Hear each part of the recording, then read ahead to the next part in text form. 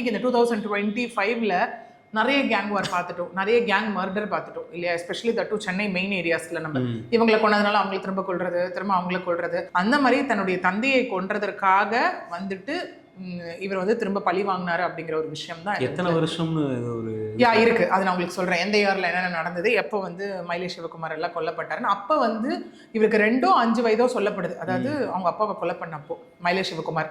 அது வந்து இப்போ எப்படி சொல்லப்படுதுன்னா, அவங்க மலர்கொடி அவங்க வந்துட்டு லைக் எப்படி சாப்பாடு ஊட்டுவாங்களோ அந்த மாதிரி வந்து அது இருக்கிறது தானே பிட்வீன் பழிவாங்கும் லைக் படலம் சொல்லி சொல்லி சொல்லி சொல்லி இதுவாகிறது தானே.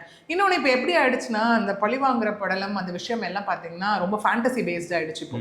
ஏன்னா மூவிலேயே எல்லாம் காட்ட ஆரம்பிச்சிட்டாங்க. ஓகே, நமக்கே ஐ திங்க் நிறைய மூவி வந்துருச்சு இல்லையா? அந்த மட்ராஸ் ஆகட்டும், வட சென்னையா இருக்கட்டும், இந்த மாதிரி இன்னும் நிறைய மூவிஸ் நமக்கு இருக்கு. ஓகே, மூவிஸ்லேயே நடக்கிறதா காட்டுறாங்கன்னு வச்சுப்போம். ஓகே, பட் அதை பார்க்குறவங்க மூவியாக பார்த்துட்டு விட்டுருணும். அதை ஒரு கெத்தாக எடுத்துக்கிட்டு, ஏன்னா நம்ம நிறைய பார்த்துருக்கோம்.